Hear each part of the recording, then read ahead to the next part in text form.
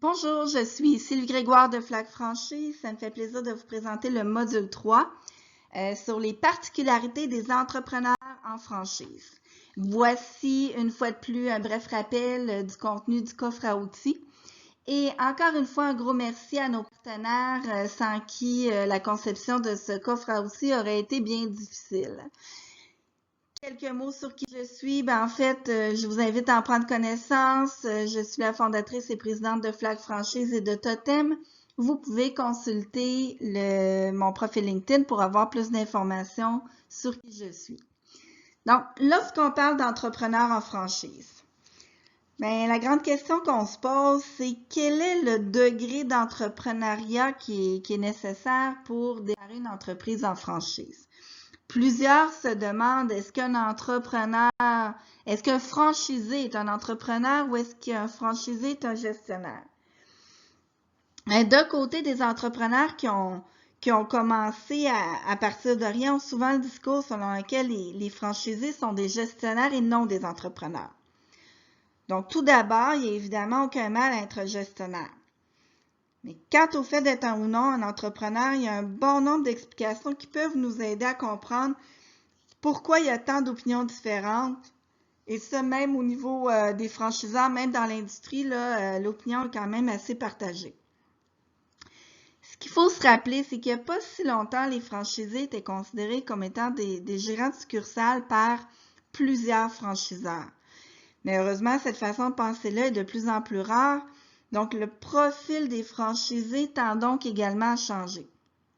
Donc, en effet, si le franchisé est considéré comme un gérant par son franchiseur, le franchiseur a de fortes chances de choisir des franchisés qui ont peu ou pas le sens de l'entrepreneuriat, parce que dans le cas contraire, il y a des conflits qui éclateraient probablement en lien avec les visions personnelles, les façons de faire, le besoin d'autonomie, puis ainsi de suite.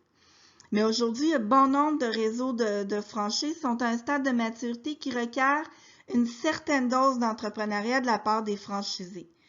Donc, dans les faits, plus le franchiseur établit une relation de partenariat avec ses franchisés et plus le degré d'entrepreneuriat des franchisés pourra être élevé. Jusqu'à un certain point, par contre, parce qu'un franchisé qui est vraiment trop entrepreneur risque d'être malheureux dans un environnement où est-ce que l'encadrement est de mise et où est-ce que la prise d'initiative personnelle requise est moindre. Donc, c'est un élément vraiment important à considérer. Quel est le type de relation que le franchiseur souhaite entretenir avec les franchisés? Puis ça va donner un indice si un entrepreneur doit être très entrepreneur ou moins entrepreneur pour être bien dans le réseau. Aussi, le degré d'entrepreneuriat que devrait posséder un franchisé va varier aussi d'un concept à l'autre. Donc, en effet, il y a certains concepts d'affaires qui sont plus routiniers où la recette même du franchiseur implique un haut niveau d'encadrement.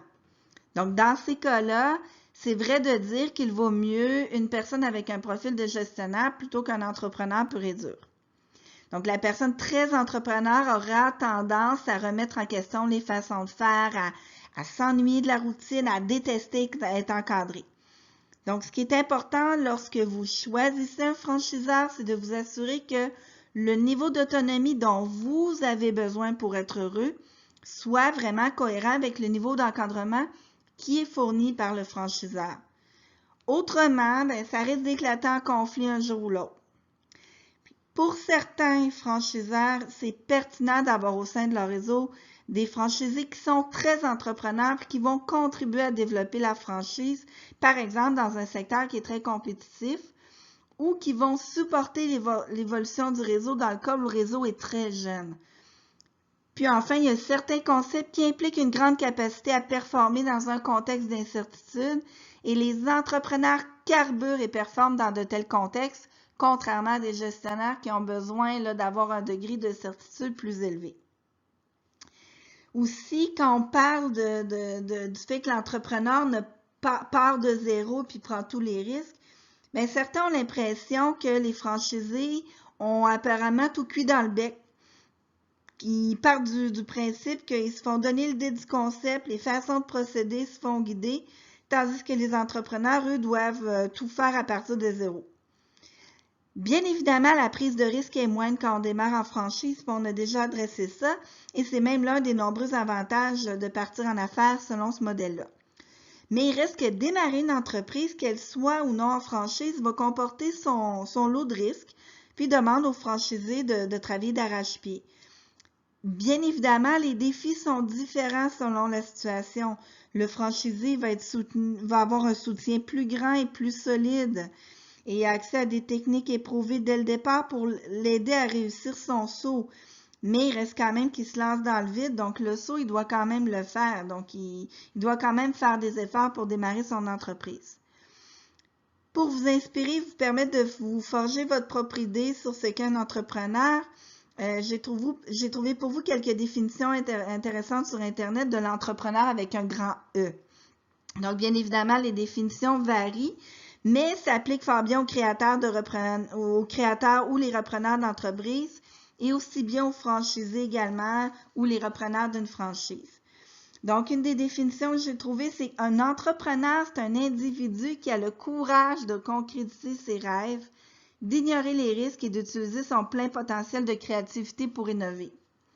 Je ne sais pas pour vous, mais moi, je trouve que cette phrase-là peut s'adresser autant à quelqu'un qui démarre de zéro qu'un franchisé.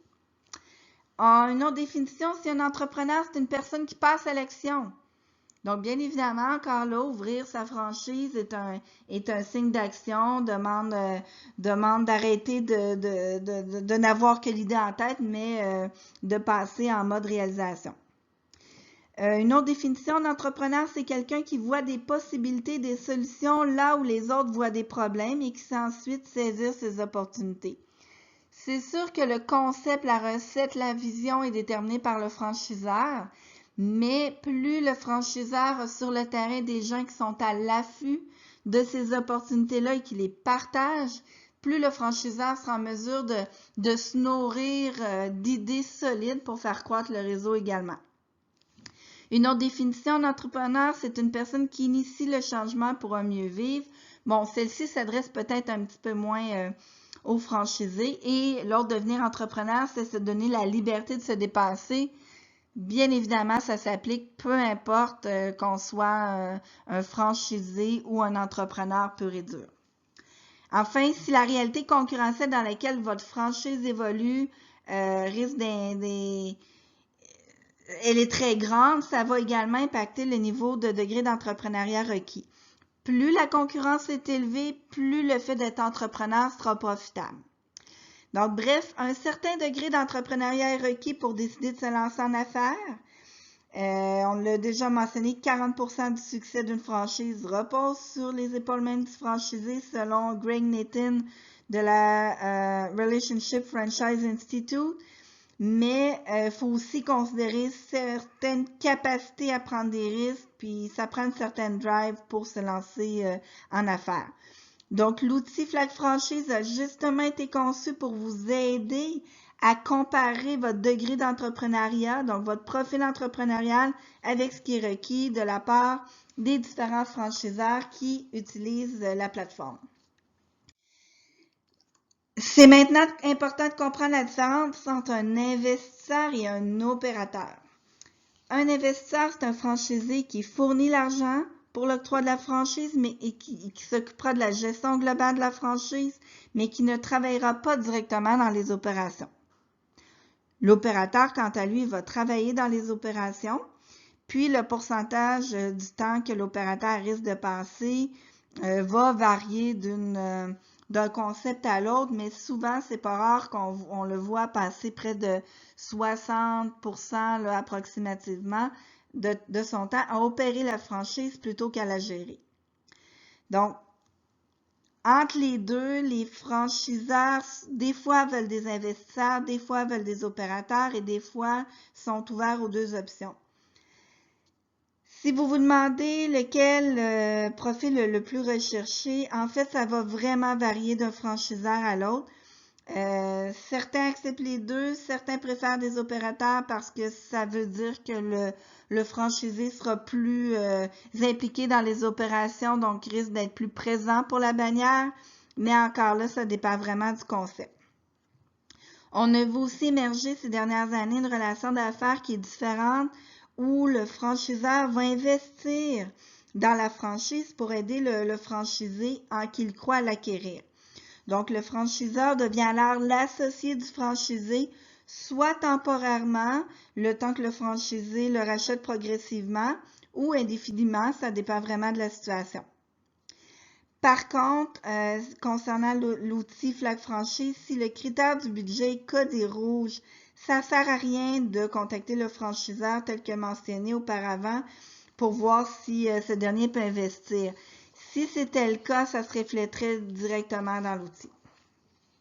Voici maintenant un aperçu des différents rôles que devraient occuper les franchiseurs et les franchisés.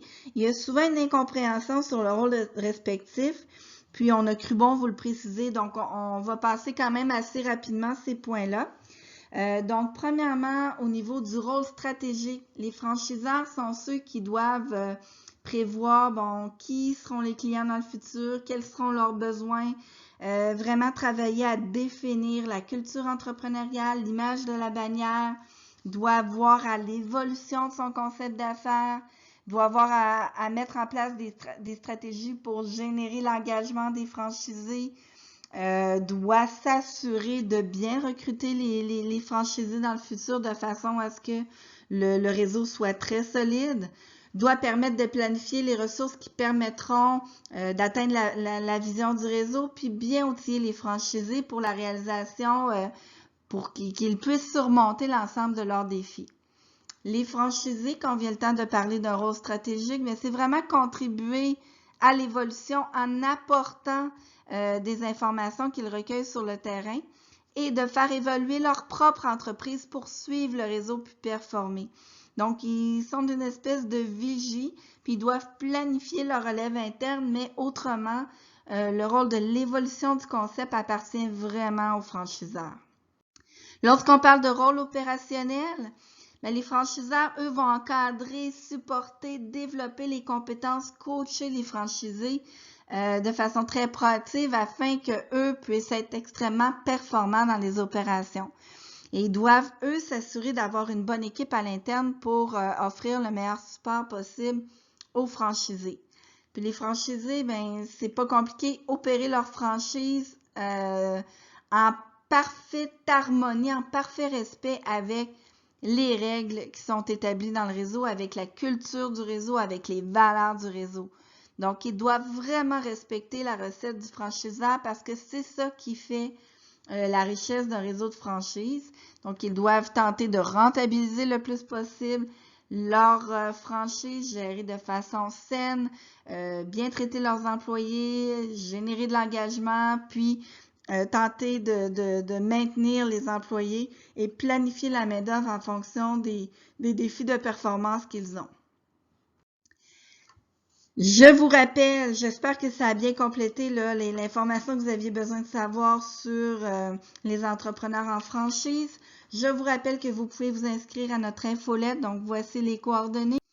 Je vous rappelle également les autres modules. Le prochain qui suit, c'est comment choisir son franchiseur. Un bref rappel également des services qui sont offerts par nos partenaires qui ont contribué également à la conception de ce coffre à outils. Donc, certains ont carrément conçu certains modules respectifs. Et également, nous vous rappelons que vous pouvez prendre un rendez-vous avec l'un de nos experts afin que nous puissions vous aider à mieux comprendre vos rapports de compatibilité et à mieux vous guider dans le choix d'une meilleure opportunité d'affaires.